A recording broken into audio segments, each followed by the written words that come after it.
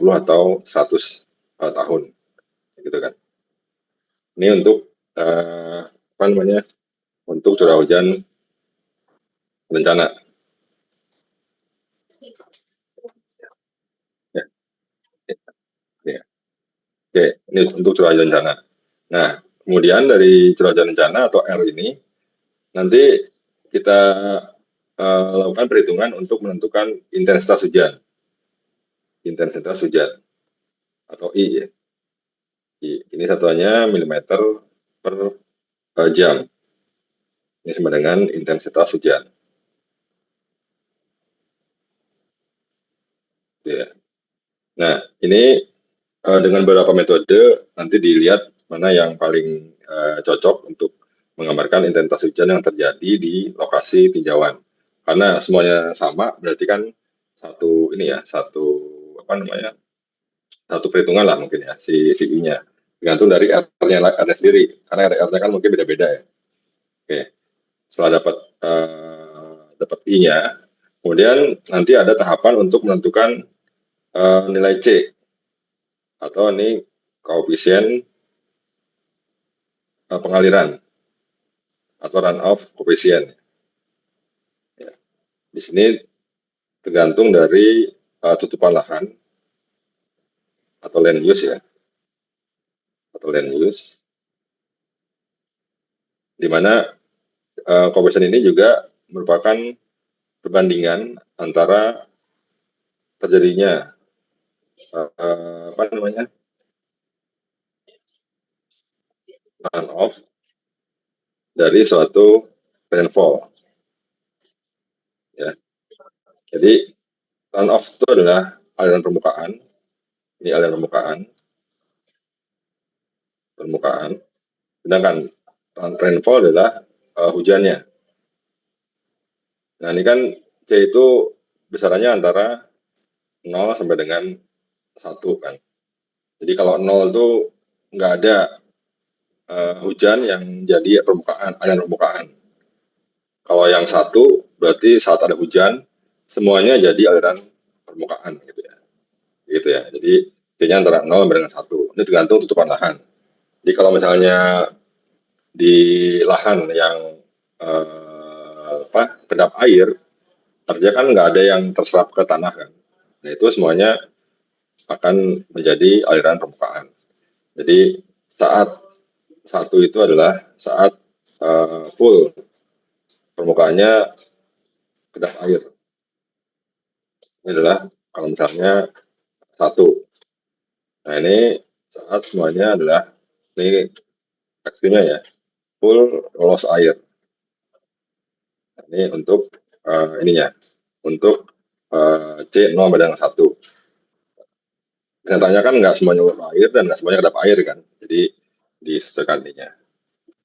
Dan untuk menghitung debit di sini kan kita dapat debit, kita juga harus tahu luas ininya, luas catchment areanya. Makanya di sini adalah luas catchment area. Nah makanya tadi harus tahu dulu, tentukan dulu berapa luasannya untuk menghitung debitnya. Nah dengan rumus rasional Q itu kita hitung sebagai C kali I dikali A dibagi 3,6. Ini adalah rumus rasional. Ya. Ini adalah rumus rasional untuk menghitung debit. Atau Q di sini satuannya kan pastinya meter kubik per second ya. Di sini ini kita juga bisa sebut sebagai Q dari hidrologi. Hidrologi ya. Nanti akan menjadi beban dari beban untuk saluran yang kita rancang. Ini adalah Q hidrologi. Jadi hasil akhir dari analisis hidrologi itu adalah debit banjir sesuai dengan perhitungan hidrologi atau Q hidrologi. Seperti itu. Sampai sini ada pertanyaan? Silakan. Silakan.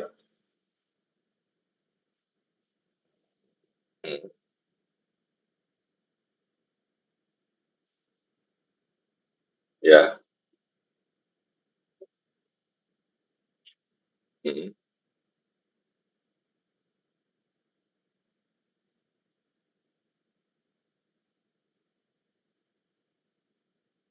Mhm.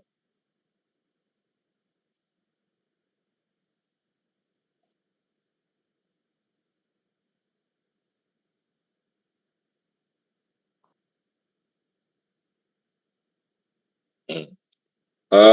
Sebenarnya sebentar, sebenarnya si catchment area ini kan, ini ya, catchment area kan tergantung dari, topografi kan ya, sangat tergantung dari topografinya kan, ya.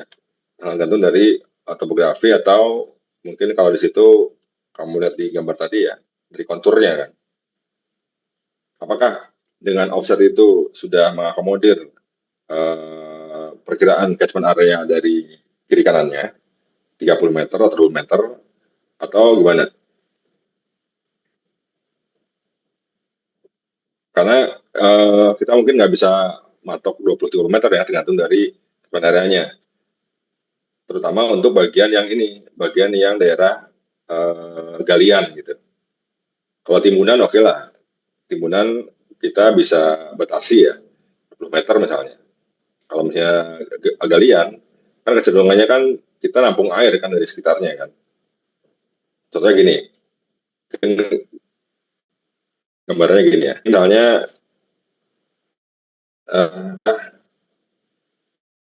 sama daerah timbunan dulu ya, timbunan.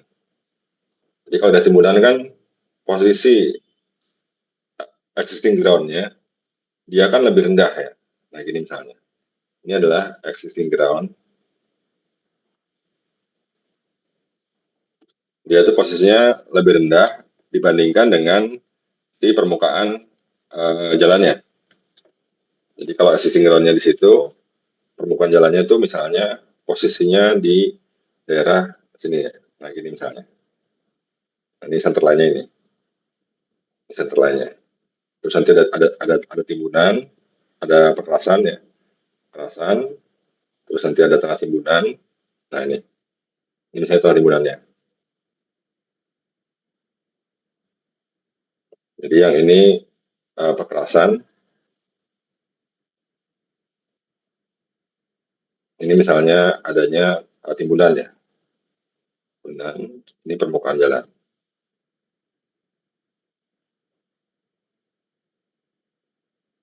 Nah gini kan, misalnya seperti inilah bentuknya.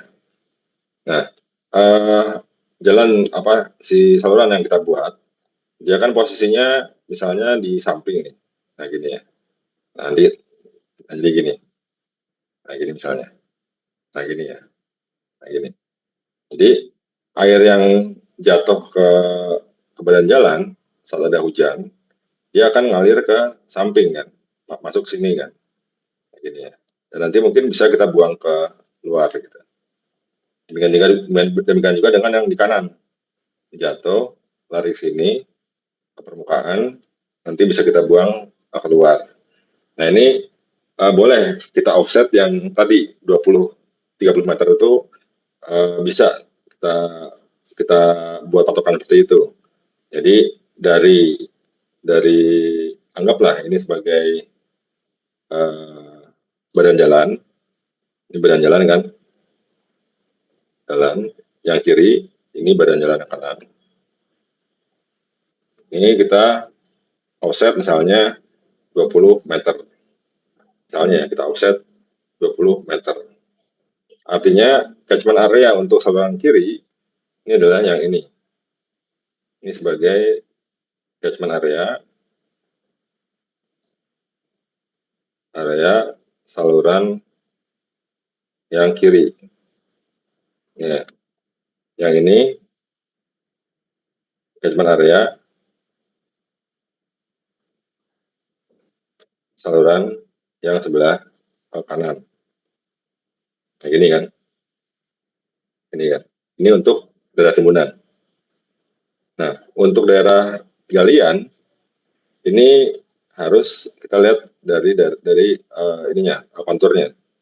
Daerah galian ini harus kita lihat konturnya. Jadi misalnya existing ground-nya itu misalnya segini gitu. Terus kemudian karena kita butuh elevasi jalan yang lebih rendah, misalnya elevasi jalannya tuh di sini. Nah, ini ya, ini center line-nya. Center line-nya nanti ada kekerasan, tanda salah seperti ini. Ini segini ya. Nah, segini misalnya. Berarti nanti kan saluran kita kan posisinya di sini kan. Kalau kita mungkin posisinya di sini. Nah, gitu. Ini ya, salurannya ya. Nah, kondisi seperti ini menuntut bahwa si ini tuh nanti ada lereng kan. Nah, lereng seperti ini misalnya. Jadi jatuhnya atau apa namanya ketemunya antara existing ground dengan galian kan tergantung dari konturnya kan. Nah ini yang nggak bisa kita ambil 20 atau 30 meter tergantung dari ininya lerengnya terus kondisi lapangannya gitu. Jadi kalau misalnya kita gambarkan ada hujan terjadi di luar pun nanti bisa masuk ke sini. Nah gini kan, hujan terjadi di sini, ada air di sini, nanti akan masuk ke sini. Dan di sini pastinya, kalau air di sini kan masuk juga kan. Dan air di sini pun juga akan masuk ke saluran sini.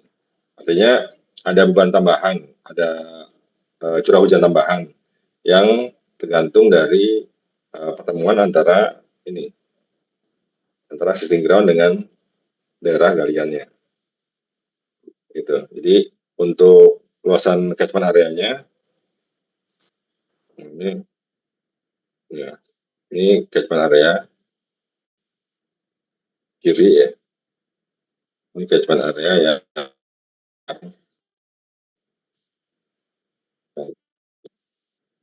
Ya. Nah, ini tergantung konturnya nih. Tergantung konturnya nih. Nah, bagaimana Gali? Dan ini kondisi kamu di mana nih? Yang timbunan atau galian? Iya Pak, kita mengasumsikannya untuk seluruh jalan itu 30 meter dari ASEAN Center Line ini Pak. Jadi kita menyamakan untuk galian dan timbunannya juga. Gitu Pak. Ya, Jadi soalnya kan harus diperhatikan ya. Apakah galian atau timbunan itu harus perhatikan ya. Daerah sisi luarnya itu harus perhatikan juga. Gitu. Jadi nggak bisa kita pukul rata semuanya itu galian atau timbunan gitu. Oke. Pak, jadi baiknya kalau untuk timbunan sebenarnya dengan yang kami lakukan itu sudah pas Pak. Kalau untuk timbunan Pak. Kalau untuk galian baru itu sesuaikan sama topografinya Ya, atau ya, konturnya. ya, Maksudnya ya gimana? betul, betul, betul, betul. Berarti Betul. untuk yang dengan cara yang kami udah lakukan, tapi dengan biaya timbunan itu nggak apa-apa.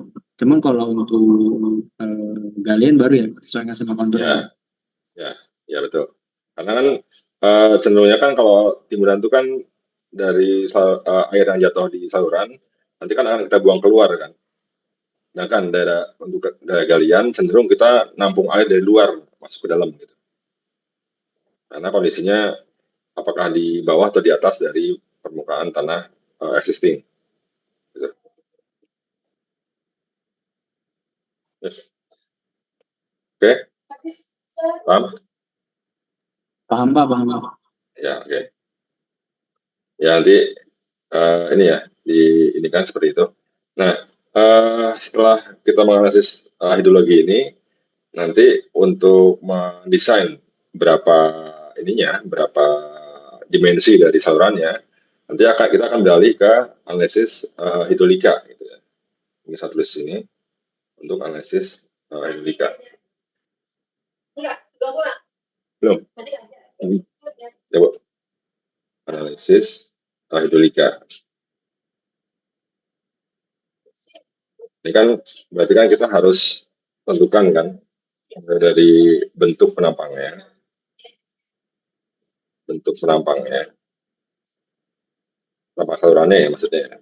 Kemudian dimensinya, dimensi salurannya. Terus kemudian jangan lupa ada parameter kemiringan memanjang.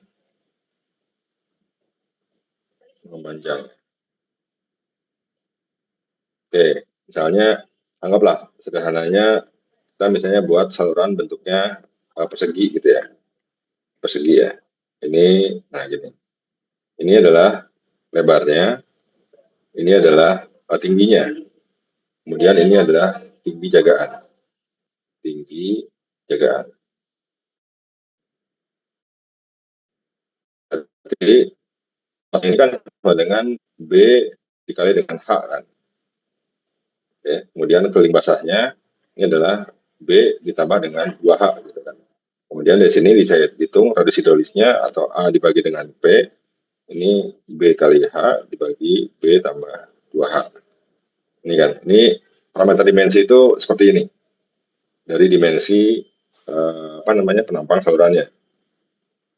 Jadi dari sini mungkin saya sebutkan di sini kalau misalnya persegi ada B, ada H sampai mendapatnya R atau radius hidrolis. Nah, untuk kemiringan panjang atau S ini kan perbandingan antara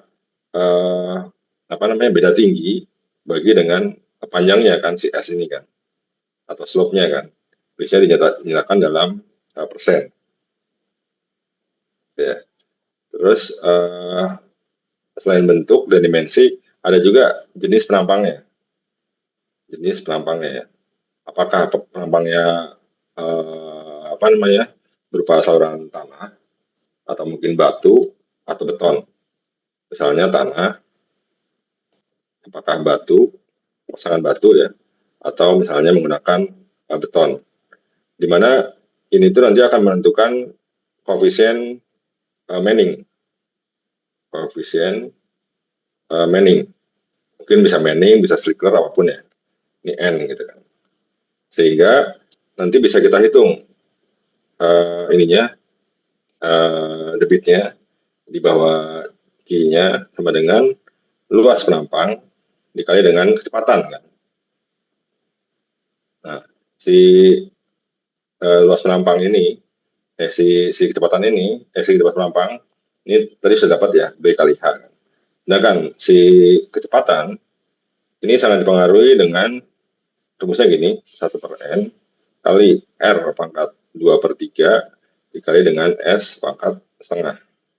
Jadi ini untuk kecepatan dengan rumus Manning. Mungkin bisa gunakan rumus-rumus yang lainnya juga. Nah, jadi si Q ini adalah Q hidrolika yang berhubungan dengan penampang saluran atau kapasitas saluran. Dengan kapasitas saluran. Nah, itu ya. Jadi setelah tadi kita dapat Q hidrologi, kita dapat Q hidrolika. Ya. Itu disebut memadai. Ya. Ya. Penampang itu akan disebut memadai. Penampang itu memadai jika Q hidrolikanya ini lebih besar daripada Q hidrologi. Nah, gini. Nah, ini. Nah, gini. Artinya ini kan sebagai beban, ini sebagai ini sebagai kapasitas penampangnya, ini sebagai beban banjirnya. Gitu. Gitu ya. Mungkin sebagai analogi ya, mungkin kalian yang sering belajar itu tentang lalu lintas ya.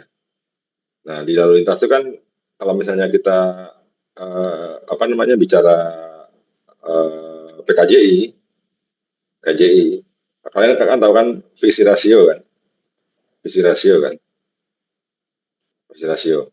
Jadi di mana V itu adalah sebagai bebannya kan, beban lalu lintas, dan C ini adalah sebagai kapasitasnya kan.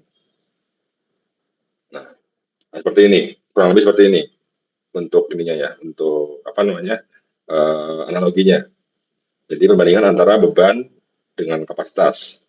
Dan ini ditunjukkan dengan visi rasio kalau di lalu lintas ya. Nah, kalau misalnya di dalam desain drainase itu yang penting hidrolika lebih besar daripada hidrologi aja. Dimana ini juga sudah ada dimensinya, sudah ada saluran memanjangnya, sudah ada koefisien kekasarannya. Ya. Ini tergantung dari kekasaran saluran ya. Ya. Oke, ya itu gambarnya seperti itu ya. Untuk secara umumnya ya, desain yang akan kita buat itu seperti ini. Jadi makanya di awal tuh kita harus pastikan dulu bagaimana bebannya, baru nanti setelah kita dapat bebannya, baru nanti kita perhitungkan bagaimana dimensinya, kemudian panjangnya dan lain sebagainya. Oke, ada pertanyaan?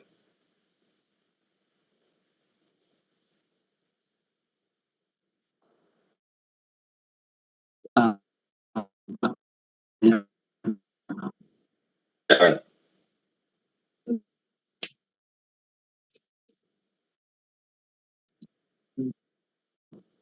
Itu itu dilihat di permukaan drainasenya. Maksudnya dari penampang drainasenya nih yang kita rencanakan dia berbahan beton atau tanah atau ya pokoknya tanah existingnya atau gimana, atau perkerasan jalannya. ya. Tabel yang saya lihat di pedoman 2021 itu judulnya tuh kondisi permukaan perkerasan gitu Pak, buat koefisien banding. Nah, jadi saya menganggapnya apakah ini kondisi jalan existing atau jalan tol yang direncanakannya. Nah kan pasti kalau nggak pakai perkerasan kaku yaitu beton atau aspal gitu Pak. Atau koefisien banding itu dilihatnya dari modelnya Pak. Ya, oke. Jadi si N ini tergantung dari kekasaran dasar salurannya. Ya, bukan ininya ya, bukan permukaan jalannya, tapi lebih ke bagaimana suatu aliran pada saat melewati suatu saluran dengan jenis apakah tanah, batu atau beton. Gitu. Nah, dia kan secara empiris ya, secara empiris itu ditentukan. Misalnya tanah N-nya itu misalnya 0,025 misalnya. Kalau misalnya batu lebih besar misalnya 0,035 misalnya. Kalau beton lebih besar lagi 0,015. Artinya saat air itu dilewatkan pada tanah, batu atau beton dengan R dan S yang sama, maka kecepatannya itu akan berbeda gitu ya. Paham nggak? Jadi concern kita tuh si N itu adalah ke jenis material yang menyusun saluran gitu, yang membentuk saluran gitu. Ya gitu ya. Nah, kemudian di dalam pedoman juga ada batasan kan. Batasan kecepatan minimum dan juga batasan kecepatan maksimum. Di mana yang maksimum itu sebenarnya tergantung dari jenisnya. Tergantung dari jenis materialnya kan. Artinya kalau misalnya materialnya adalah tanah, jangan terlalu cepat. Khawatirnya dia akan gampang gerus gitu kan. Nah, yang batu dan beton pun juga ada batasannya. Nanti ini perlu dikontrol nih. Ini dikontrol untuk V-nya. Ini perlu dikontrol untuk besaran V-nya. Kalau V minimumnya biar bisa ngalir, V maksimumnya biar menghindarkan terjadinya gerusan. Itu dari V-nya. Kemudian ada lagi kontrolnya itu, kontrol yang kedua adalah terhadap ini bilangan fraud-nya, fraud number-nya. Ini untuk memastikan bahwa aliran itu sebaiknya adalah aliran subkritis. Karena kalau yang aliran kritis dan superkritis itu cenderung untuk mengakibatkan terjadinya gerusan. Jadi selain dari V tadi juga kontrol untuk FR-nya, sehingga FR-nya itu harus kurang dari 1 gitu. Itu sebagai kontrol poinnya lah. Ya. Nah, ini dicek di seluruh penampang harus memenuhi V-min-nya, Vmax-nya, dan juga FR-nya. Jadi setelah kita desain, kan mungkin biar lebih efisien kan kecil misalnya. Tapi kecil nanti V-nya akan sangat besar. Dan juga FR-nya sangat besar, sangat tinggi gitu. Nah, itu juga perlu dihindarkan. Ya. Oke. Sampai sini pertanyaan? Iya Pak, terima kasih banyak Pak.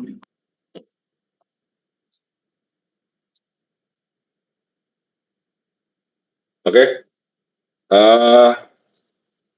Besok hari Selasa sore gitu ada di kampus nggak?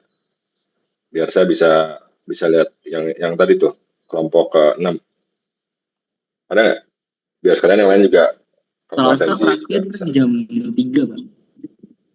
Terakhir jam 3. Berarti paling bisa sorenya ya? Offline tuh ya? Ya sekarang Pak. Apa? Kenapa? Iya mungkin kalau untuk ada yang asistensi untuk besok, kemungkinan waktunya sama seperti sekarang. Oke, ya. Yang apa deh? Ya besok lanjut lagi ya. Setelah asar deh ya. Nanti ini tolong yang belum aja atau yang mau yang selain yang Bapak maksud itu boleh juga atau gimana? ya. Jadi saya udah sempat lihat kelompok yang lain ya. Jadi saya utamakan yang kelompok 6 dan 1 dulu. Nanti kalau yang lain yang itu udah kelompok yang lain juga bisa kalau mau diskusi boleh deh. Oke. Pak. Ya. Ya mungkin sementara itu dulu ya untuk pertemuan hari ini. Jadi nanti untuk lebih jelasnya besok mungkin lebih enak kita ketemu ya. Oke, mungkin demikian. Nanti untuk presentasi saya juga akan isi besok kan masih bisa kan. Nanti saya kan untuk yang ini. Jadi tolong di data ini juga saya coba screenshot ya siapa aja yang hadir hari ini. Nanti untuk untuk bahan saya mengisi presensinya ya. Jadi tolong yang nggak hadir mungkin ada berkabar ya, berkabar. Taruh satu lagi.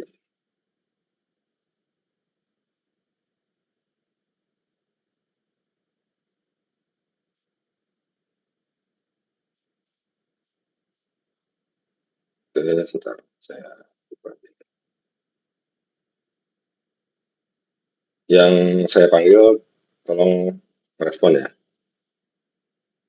Oke, ada hadir? Hadir Pak. Ada hadir ya. Atif, Atif hadir Fadli Pak. dan Atif hadir Pak. Ya, Fadli dan Raihan. Fadli. Siapa nih? Fadli atau Raihan?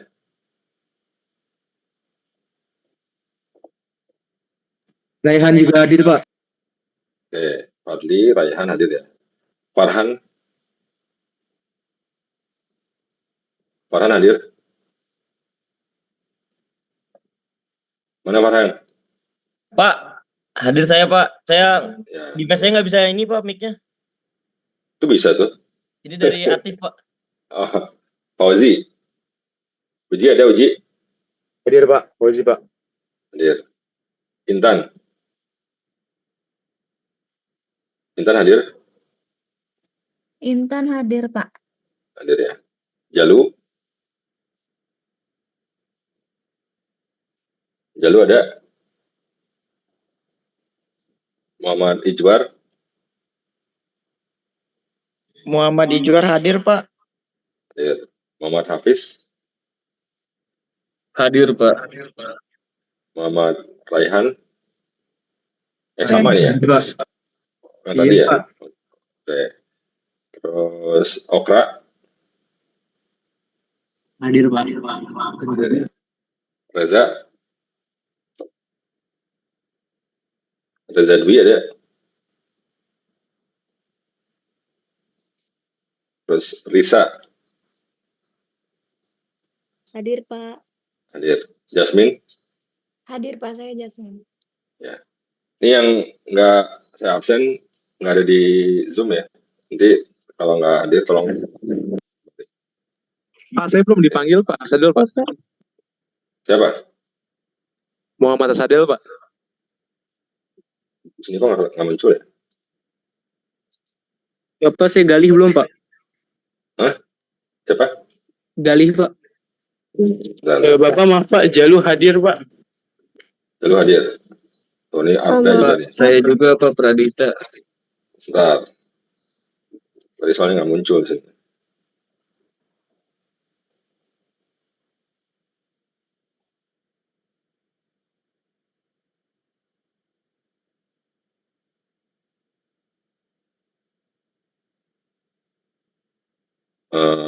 Hafiz ada? Hadir, Pak Hafiz. Hafiz hadir.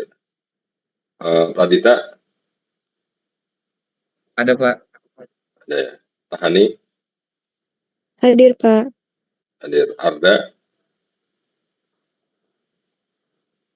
ada? Ada Pak. Ada. Galih Hadir, Pak. hadir. Siapa yang belum? Yang belum siapa? Saya Pak belum Pak. Maaf, Muhammad Pak. Sadel Pak. Reza di Palevi belum, Pak. Saya Pak. Bentar. Asadel. Terus apa lagi? Saya Pak Sadel. Saya, Pak. Reza di Palevi, Pak. Saya, Pak. Ada. Tasyanda. Saya Pak. Siapa lagi? Asadel, Reza, Tasyanda, terus siapa lagi? Ferdiko Lolona Pak. Riko ya. Ada lagi? Asadel, Reza, Tasyanda, Ferdiko. Ada ya? Oke. Besok setelah asar ya, kita ketemu lagi di kelas biar kita bisa lebih intens lagi. Oke, selamat sore. Assalamualaikum warahmatullahi wabarakatuh.